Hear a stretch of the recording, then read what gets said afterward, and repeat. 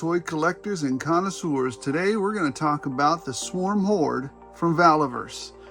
Valaverse has been a company I've followed from their initial offering, and again, in the same line of G.I. Joe. That's why I followed them, right? Action Force, if you guys remember, was kind of an offshoot of G.I. Joe.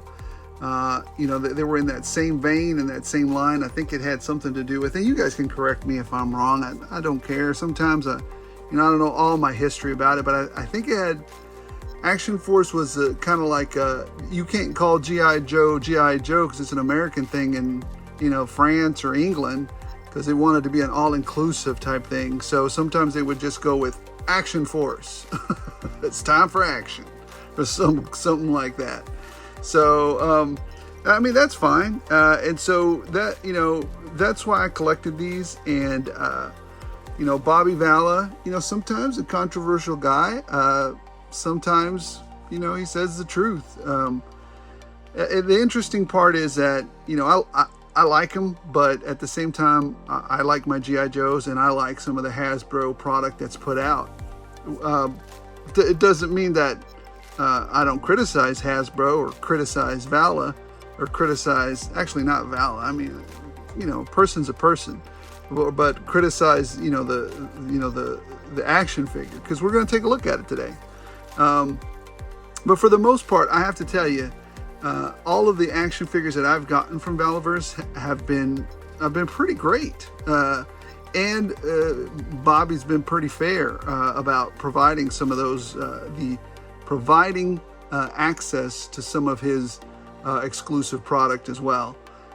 So anyways, with all that said, let's get into this figure. That's what we're here for anyways, right? So SWARM HORDE, I don't know a lot about this particular, I do know that they're like some kind of super augmented cybernetic warriors that have are for hire for different factions of the United States, that has broken up into several, you know, kind of a civil war type scenario. And these are the guys that are like, you know, mercenaries for hire, and they're cybernetic and they think really fast and they're enhanced. They're just, you know, for lack of a better term, badasses. So yeah, that's what we know about the SWARM HORDE. So here's the box. This was a PowerCon exclusive, and thank you, Bobby Vala, for making it available to those of us that didn't attend. Here's the side of the box. Here's what the figure looks like there, the little concept art there. And here is the SWARM HORDE, a nice little, hey, this one's 5 points. I think this is the most we've ever seen on points. So that's pretty. Remember, if you save these up, sometimes he offers action figures. Now these are harder to get, because if you know you don't have the points, then you might have to go to eBay, or somebody has to give them to you so that you can use them. He tried to make it to where you could buy them without the action points, and the community said, "Oh hell no." So here's a little, you know, rundown of who he is. You know, pause it if you want there. So cool little, I adore that they do these little write-ups on these cards. That adds to the, you know, to the character of it. Once again, another shot of, you know, side shot on the box, sorry about that, of the SWARM HORDE. So anyways, there's the box. I am keeping this box because the action points. So I'll just put this thing to the side. You know, the other thing that I would say about, you know, Bobby Vala and the Valaverse team, other than being very responsive to me and being very, you know, customer service centric with their stuff, is that it's an American company. And I'm always going to support an American company, a homegrown company, before I support anybody else. So I suspect that if I didn't have any other money to spend on action figures, I expect Bobby Vala's Valaverse would be the last thing that I'd spend money, or the very last thing that I'd cut from the roster, simply because I believe in, you know, I believe in small businesses and being able to start something from nothing. So with that said, let's get into it. This is the figure here. Now, As much as I adore these figures and as much as I really like the Action Force figures, they've got great sculpting. Bobby Valla was a well-known designer and background storyteller with his figures and storyteller with his sculpting. They look fantastic. They've got a lot of sculpting here. I know some of it's reuse from the Swarm Horde. I don't mind it because I think this is new, but a lot of this has already been used with the Swarm Horde, the yellow jacket looking dudes, and I really dig it. I think overall it's a good use of a resculpt because, again, and I think I share this opinion with people. If you're gonna do an exclusive, maybe do an exclusive with a different paint variation so people aren't super upset when they don't get a new sculpt or a brand new figure that can only have been gotten once and never again, because that's upsetting. But anyways, I think this is a fantastic looking figure. Here's what he's got in his chest plate there. Nice sculpting. Like I said, we've seen it before. Looks great. Good painting. The black and the reds and the grays and the silvers, nice little touch-ups there. And we're going to talk about this. That's a scuff right there, and there's a reason for that. Like I said, I adore these figures, but sometimes even Bobby gets it wrong. Or maybe not even Bobby, it's probably a QC from the factory. But we'll get into that in a minute. He's got his nice little knife back here. Just great sculpting. Good figure. So, good looking figure as far as the sculpting is concerned. It just looks fantastic. All right. Let's take a look at the articulation real quick. Head moves back that far. Really good. Really good articulation there. Can look down. That's a lot. And I've always loved being able to move that far. Can't do a lot of side to side though. Not very much tilt there. So, and that's okay because I rarely use. How many times do you see a human tilt their head like a dog? But anyways, that's what we have there. And of course, he moves side to side there. So that's what we have in the head department. Now, here's where we run into some trouble with the Swarm Horde. Can he do a T-pose? This arm was pretty simple to do a T-pose. This arm, however, was, why is it that these type of G.I. Joe figures are either absolutely great or absolutely poop at doing this? With this arm, I had to play with it and dink with it for about a good 30-40 minutes. So much so that rubbing up against this thing here, because I guess it was too high, caused this paint to come off.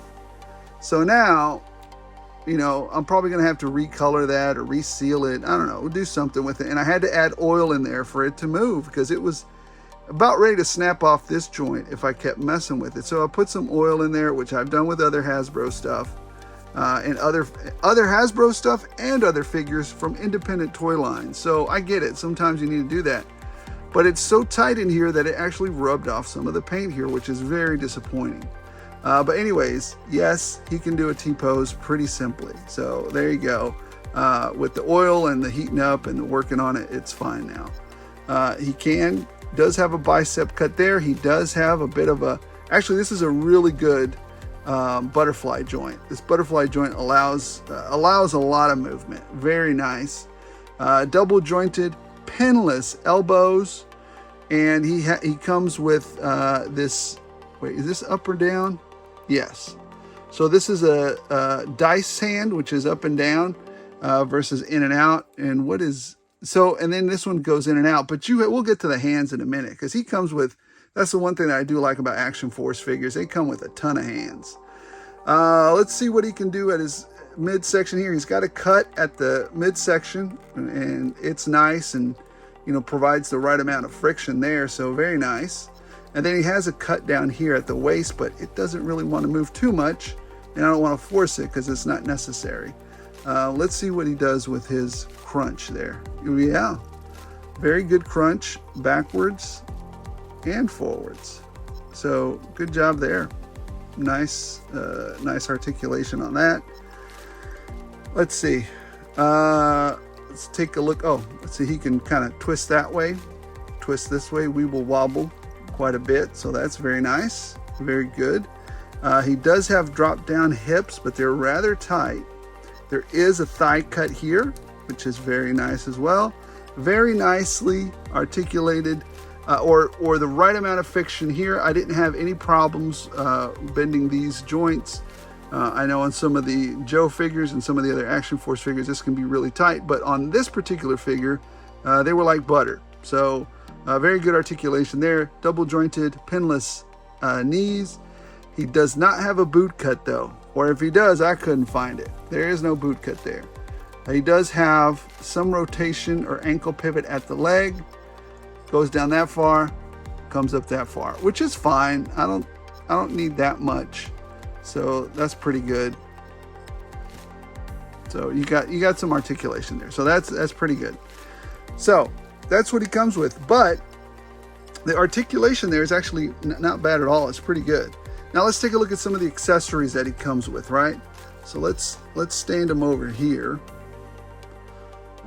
And you know, the other thing I appreciate is that they're pretty easy to stand.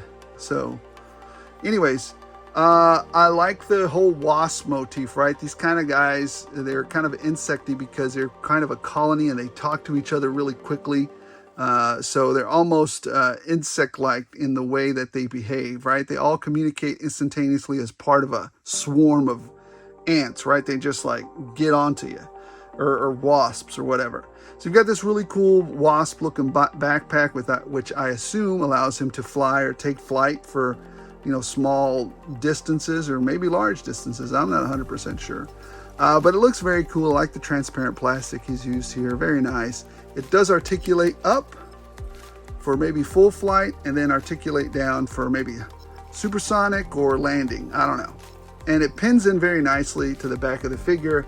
No issues pinning it in and then popping it back out. Great use of color, great detail there. So very nice with that. And then you also have this weapon here. Don't get me lying as to what kind of weapon this is. I'm pretty sure it is a real weapon, but I can't tell you which one it is. But it looks very cool. It looks very futuristic. I dig it. So, and the thing I like about Bobby Vala's weapons as well, or Valaverse's weapons, is that they're made of a harder plastic, and it came out as straight as an arrow, just like this. So I would really love for Hasbro to adopt that policy, and many other toy companies to adopt that policy, because otherwise we end up with the torpedo-shaped weapons we got over there. What a mess with Torpedo, man. That thing was just horrible. I had to go to Gridiron Studios to get a nice harpoon-type weapon. Now, look at all the hands that you get here, right? So you get a gripping hand, and then you get another gripping hand. Here, let me grab this one. These are not trigger hands. These are gripping hands. So you get a pair of gripping hands there, not trigger hands, which is very nice. And then you also get a right and a left trigger hand. And these are, yeah, dice rolls. The trigger hands are dice roll hands. So that's what you got. Here, let me see if I can get closer there. Very good. So that's what we've got. And then we've got this. You got a left and a right cupping hand. And these are usually, I see people try to use these for saluting. You would never salute this way, man. Look at this. Doggone, if you came up to an officer or if a drill sergeant saw you saluting with this type of situation, boy, you'd get dropped in a second. But you can straighten this out and make it a nice saluting hand. But what these hands are meant for is to, you know, hold the bottom of the, either to hold, so this is a service weapon. And what you really ultimately do when you're holding a service weapon correctly, you don't shoot it to the side. You don't shoot it all gangster style if you're trying to hit somebody. You know, you take whatever trigger hand you're doing and you put this one underneath it. And then this allows you to either do that, or if it's a long rifle, right, to put it underneath there. So that's what the two cupping type hands are for. And of course you get two fists, right? You get this fist and then the other fist I've put on him. So now you still get even more accessories, right? You get this shield that he comes with as well, which is pretty cool. I love the plastic there. I love the see-through plastic and the little swarm or, you know, wasp comb up here, the honeycomb pattern there, very cool. And then you also get kind of you know, it's his own particular type of red see-through plastic stand, which is very nice. Appreciate that. All right, so with all this taken into account, what do I give this figure? Well, it's not a 5, and the reason for that is because there's some QC issues with it, and that's okay. I mean, I know that you know, Bobby can't inspect each one of these himself. I mean, not even Hasbro does that. But this has caused me great consternation. This right here, I don't like it. It's bad, and I had to do a lot of it messing around with it to make it work. If it wasn't for this, he'd be an awesome figure, just awesome. But I have to judge figures by the one that I got, and this is the one that I got from Valaverse. And so for me, taking everything into account that they've given us, I'm going to deduct 0.3, 0.4 for this, because this, I mean, not only was it defective when I got it and I had to fix it and tweak around with it for about 30-40 minutes, but then to fix it, I ended up rubbing some of this paint off, which made it worse or better, I don't know. And now I'm going to have to take more time to cover that paint up. Now, that's at a 4.6, and I grade at a scale of, you know, 1 to 5, 5 being the best. So at a 4.6, anything to me above a 4 is a damn good figure. So ultimately, if you don't have this figure, go out and get it. You know, not only do you know, get a badass figure, but you support your you support an American toy company that's trying to make it against the Goliath. And he makes a doggone great product. So yeah, it's a 4.6. Like I said, Bobby, no bueno. But the rest of it is great work. Anyways, thanks for watching, guys. You know, a couple of house cleaning items if you've stayed this far. I'm probably going to work on another contest here in the upcoming week or two. I want to do a little bit of a better one and maybe a little bit of a better prize for this next one. I think it's going to be, I want us to engage some more. Like I said, I always enjoy doing this. So appreciate everybody's support. Appreciate everybody subscribing. And as always, if you're so inclined, to like the video. So thank you guys. Appreciate everything. And let's keep marching towards 500. Let's keep growing the channel. And yeah, as long as you guys keep watching, I'll keep rolling it out.